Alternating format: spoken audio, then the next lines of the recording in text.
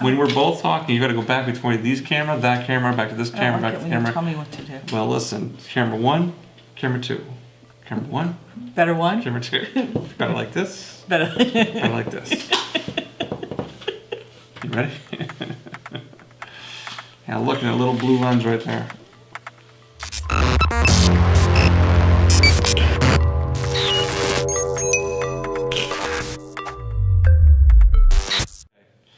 Hello, everyone, and welcome back to the Main Street Minute. I'm David. I'm Claire. Hi, Claire. Good morning. Good afternoon. Sure. Today we're going to talk about what it is or what it means to be a real estate agent, and I, not having that experience, I'm going to leave that to Claire. Yes, so it's going to be all about me. As it is always. I'm very excited about Certainly. that. Okay, but you're going to join in, right? I'll do what I can. Okay. So the first thing that we're going to talk about is you have to want to be a real estate agent. You have to want to help people, and you have to be patient, and you can't be shy. So if you're even thinking about you're a little bit shy, you may want to think twice about it. You have to talk to a lot of strangers. You have to talk to people over the phone. But if you think this is something you want to do, I'm going to tell you how to do it.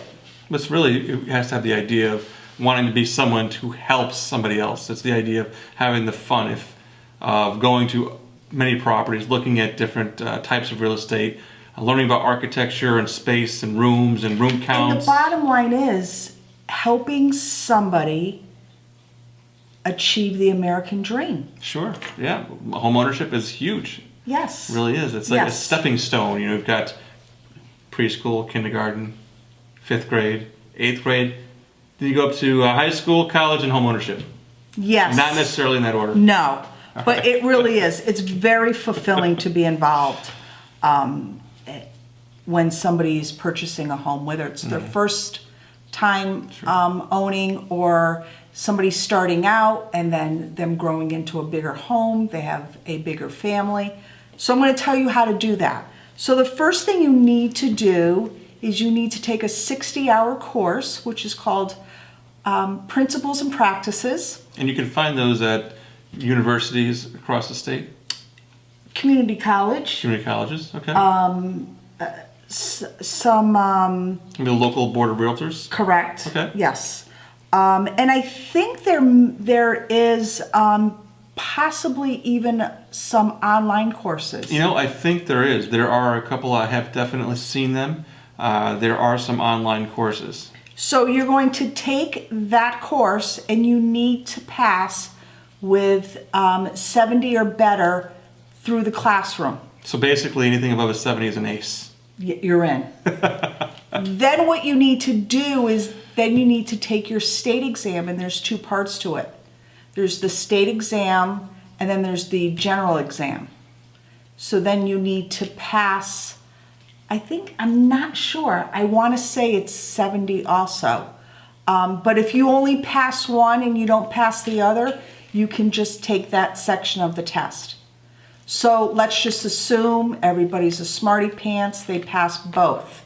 So now you are considered a real estate salesperson. So now you need to go find a real estate office and a broker that's going to sponsor you. Well, to be a real estate salesperson, you need to have a license. Correct. With the state of Connecticut, yes. Or whatever state in which you reside. Correct. And where you're going to practice real estate. So even if you reside in one state, you can actually have a license in another state. And it depends. Sometimes there's a different course requirement, but many times those states are reciprocal. Whereas if you have a state license where you live, another state may accept that you've gone through the requirement and therefore allow you to just pay the licensing fee to have your license in another state and allow you to enact sales transactions for real estate in other states. And usually you have to pay a licensing fee and you have to belong to their MLS. Ah, okay. And here in the state where we are, in Connecticut, you need to have the membership with a real estate agent with MLS and a board of realtors, yes? To be considered an active real estate agent. To have an active license. Correct. I see. Okay. Yes. So you hear me keep saying salesperson.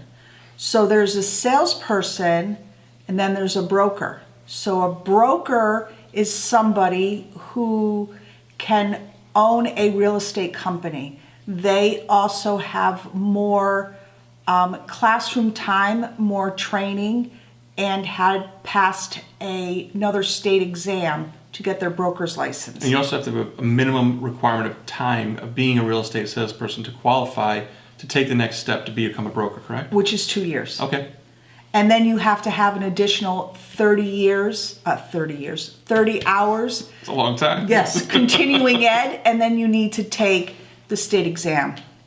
So when you have continuing education, is that something that goes on standard as a part of your having your license, as a part of a broker? Are there a difference between the two?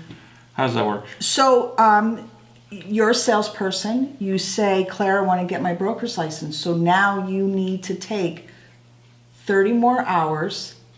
So the 30 hours is going to be the principles and practices, believe it or not. So Okay. you're gonna sign up for the course, but you're only gonna sign up for half the course. So basically then, as a real estate salesperson, you're going to need to take continuing education, because I know on the mortgage side of things that there's a continuing education due every single year. You must go through it every year. Is there a difference for real estate? For real estate agents and for brokers, it's every 2 years. It's every even year. Okay, You have to have 12 hours. sure. Yes. And what is the Board of Realtors? Is it like the Chamber of Commerce? What is that? So the Board of Realtors is a board of realtors that has a board of directors, and realtors belong to this specific board. It's usually, there's one here in Hartford, it's Greater Hartford, there's Tri-County Board of Alliance.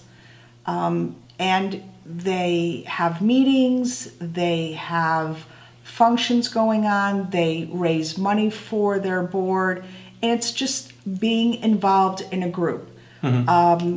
And so it's very important to be able to do that. They are the local board, then there is the state board, which is the Connecticut Association of Realtors, and then there's the national board, which is... The National Association of Realtors. Correct. Okay, all right. So when you belong to National Association of Realtors, you then become a realtor, the trademark realtor, because you promise to abide by the Code of Ethics. And the Code of Ethics just dictates acceptable behaviors, or rather, behaviors that are not acceptable. Yes. More shorter list would be things you cannot do. So if you're not a member of the National Association of Realtors, you're just a salesperson. I see. So Okay. it's very important to be a realtor. Yeah, and so then once you become a realtor, and you go ahead and you've went through the classes, you've passed the exam, you have joined the real estate company of your choice, of your choosing, you then have become a member of a board, a local board, you've joined MLS, which gives you the multiple listing service, MLS, multiple listing service, which then gives you access to other realtors' listings that are going on around in that particular multiple listing service for those that belong to that multiple listing service, where you can then post your properties for your listings for other realtors to help know what's available and to Correct. schedule open houses, etc. Once you've done all of those things, then you go into the prospect of what comes next. You business cards and Yeah, what do you do? You do Fancy flashing name badges? always name badges, business cards, anything to promote your business. And promoting your business too would be continuing your education, not just continuing it. So getting designations. So ABR stands for Accredited Buyer Representation. So I have that designation, so it means I took a number of courses that and passed an exam that says I now know how to take extra special care of a buyer. And there's several of these designations. The SRS, the ABR, you've got a few of them. Yes. I think there's yours name, and then there's the alphabet that comes after your That's what you want. And so you're allowed, that's what you're going for, to have all those letters after your name. I mean, once you get the designation of being a professional, such as a real estate agent, a mortgage broker, you are that designation, you are that individual, you are a licensed person, and that means that wherever you are and what you're doing, it always has a reflection upon that profession.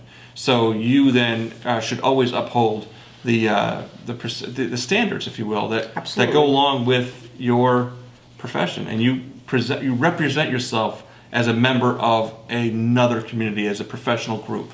As a professional, you have professional standards. And those designations are looked at as degrees in the real estate community.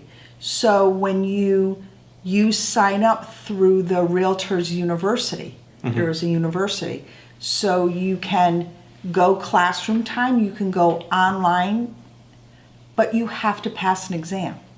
So it's important. It just says that you're trying to better yourself. And the exams aren't that difficult. They're just, you have to pay attention and really have you have to be a person who's dedicated to furthering your knowledge base. Absolutely. And having a genuine desire to have a niche within the profession that helps you better communicate with that particular segment of buyers. Because like anything else, there are different classes within the picture that you can definitely focus into, become a specialist, if you will, in a specific area. I will say doing it, though, keeps being a realtor very interesting. Sure. It's not boring, so you'll want to do that. And we have the SFR, which is the short sale, the short sale foreclosure specialist. You have, the seniors specialist, the first-time home buyers. You have, I mean, all of these. You can focus into a specific arena, if you will, within the real estate world and become that expert for whatever segment you want to be part of. Whatever floats your boat, if you will, right? So I hope this helps if anybody is thinking about being a realtor. Thank you very much for watching. If you have any questions, please put them in the comments below. Like our video, share our video. Maybe you know someone who wants to be a real estate agent. We'll be sure to get back to you. Until next time, thank you for watching.